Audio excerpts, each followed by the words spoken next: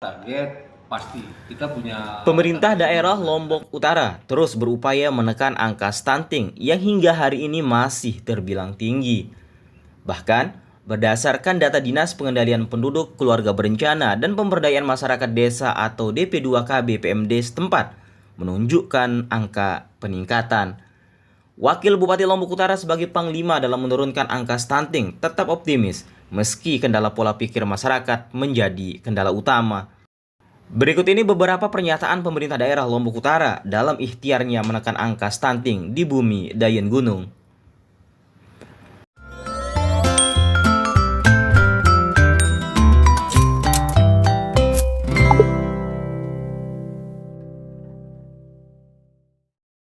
Berdasarkan data survei status gizi Indonesia tahun 2024, prevalensi stunting di Nusa Tenggara Barat mencapai 29,8%, dengan Kabupaten Lombok Utara berada di angka 35,3%. Tertinggi di Nusa Tenggara Barat, meski menurut data internal Pemkab Lombok Utara mencatat angka yang jauh berbeda dengan data survei status gizi Indonesia, yakni di angka 13,4%.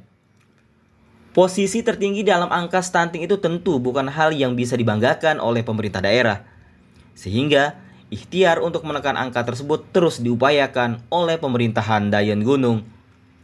Intervensi pemerintah dalam upaya menekan stunting cukup beragam. Gerakan Orang Tua Asuh Cegah Stunting atau Genting menjadi salah satu program andalan untuk mencegah lonjakan stunting yang pemicu utamanya menurut Wakil Bupati Lombok Utara adalah pola pikir masyarakat. Selain Genting, gerakan Bangga Kencana dan Posyandu Stunting juga terus diupayakan. Dan berikut pernyataan Wakil Bupati Lombok Utara terkait angka stunting di bumi Dayan Gunung.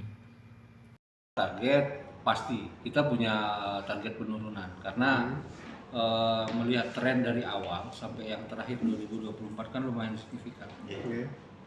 Jadi apa yang kami usahakan hari ini tentu ujungnya adalah penurunan itu. Nah, bicara angka mungkin kita masih kalkulasi secara normatif dia akan menjadi graduasinya berapa persen, kita lagi menyusun itu karena posisi hari ini kami tetap intens melakukan upaya-upaya terkait penurunan stunting. Sekarang lagi terus berjalan melalui beberapa kegiatan sosialisasi Genting dan ada program baru namanya Gati. Nah, itu kita juga kemas supaya tidak monoton. Nah, kemarin saya buka salah satunya adalah dengan mengemas itu dengan komedi rudat. Jadi komedi rudat itu pun kita menyampaikan pesan, cerita dari si A, si B yang mau kawin muda, kemudian ada penolakan dari orang tua, kemudian masuk tokohnya segala macam. Nah, itu kita kemas dalam bentuk komedi. Tapi yang paling penting adalah konsistensi kawan-kawan di sekarang. Sebenarnya kalau melihat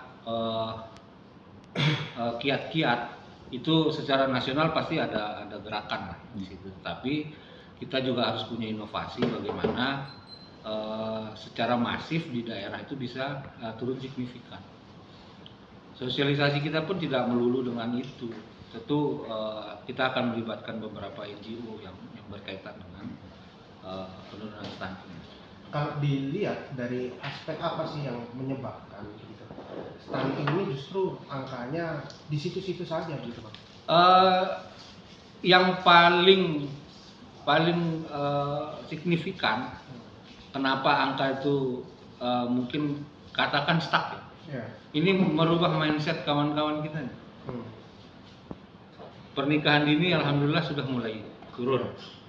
Nah, tetapi mindset manakala masyarakat kita tahu ada survei, entah kemiskinan, entah stunting, kadang-kadang karena kebiasaan masyarakat selalu dibantu oleh pemerintah, kadang-kadang dalam bentuk cash atau apa bentuknya. Mereka secara mindset otomatis mengajukan diri, saya ini miskin, supaya dapat bantuan. Nah, itu yang berat di kita sekarang, pola pikir masyarakat ini yang ya pelan-pelan kita harus rubah. Contoh nih, ini di luar stunting, kemiskinan saja. Nah, akhirnya dengan pola pikir masyarakat yang seperti itu, sekarang dinas sosial kalau hasil survei kita dia seharusnya sudah keluar dari kemiskinan, otomatis yang kita coret data di sosial. Kita paksa bentuknya sekarang. Tapi kalau kita minta dia untuk keluar sendiri, tidak bisa. Ada, alhamdulillah ada yang secara mandiri menyatakan keluar. Ada.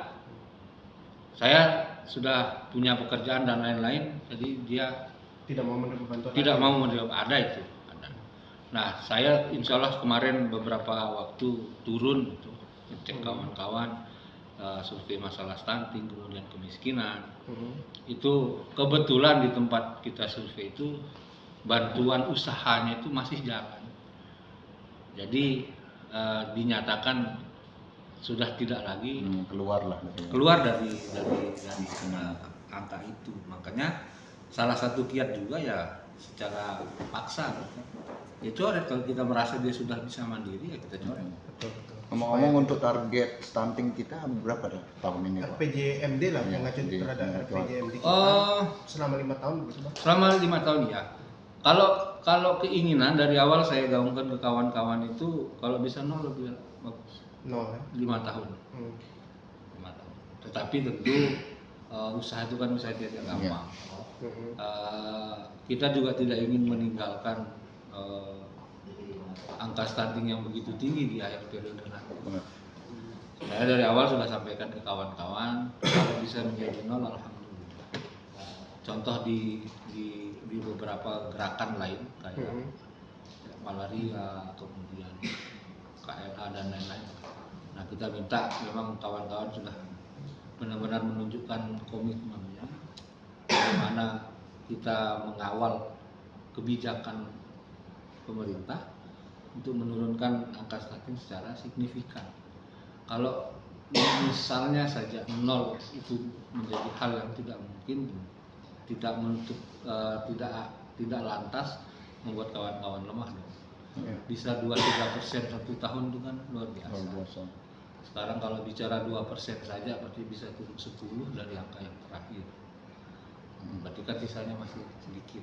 Tidak mungkin pesan sedikit untuk teman-teman yang di bawah, biar OPD-nya, teman-teman. Jadi harapan kami kepada OPD pengampu kegiatan itu, sekali lagi kita butuh komitmen, kemudian pupuk lagi semangat, komunikasi ini penting karena kadang-kadang di satu institusi berbeda bidang data bisa berbeda. Nah, sekarang kami lagi menyusun itu supaya benar-benar bisa KLU satu data. Nah, jadi banyak hal. Jadi untuk kawan-kawan OPD yang lain, ayo sama-sama kita berkomitmen bagaimana kita punya cita-cita untuk angka stunting kita memang harus signifikan turun dari tahun ke tahun. Nah, sehingga apa yang kita mau cita-citakan di akhir periode nanti bisa terwujud. Tentu tanpa melupakan visi misi yang sudah disampaikan.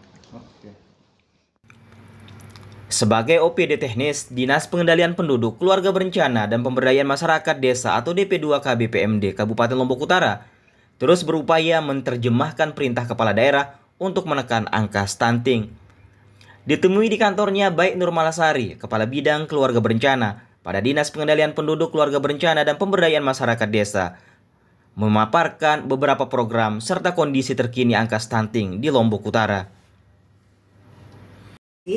Saya akan menyampaikan prevalensi stunting kita mulai dari tahun 2024 ya, kita sebagai acuannya, di mana berdasarkan data SSGI, Survei Status Gizi Indonesia, kita di angka 35,3%. Ada kenaikan dari tahun sebelumnya 2023 berdasarkan Survei Kesehatan Indonesia itu kita di angka 33,5, meningkat menjadi 35,3% di tahun 2024. Kemudian berdasarkan data EPP GBM, elektronik pencatatan dan pelaporan gizi berbasis masyarakat, sangat jauh gapnya, di mana kita di angka 13,5% di tahun yang sama 2024. sehingga memang kita di sini perlu upaya yang lebih ekstra dalam hal percepatan penurunan stunting. Cuma kami rasa dari semua stakeholder yang terkait, baik itu tim percepatan penurunan stunting maupun pemerintah daerah sudah berupaya maksimal dalam hal percepatan penurunan stunting, tetapi memang kalau kita mengacu ke survei itu karena mereka berbeda pola dalam pengukurannya, mereka menggunakan sampel, artinya beberapa lokus yang memang tinggi kasus stuntingnya, kadang itu yang lokasi untuk pengambilan surveinya, sehingga memang angkanya tinggi.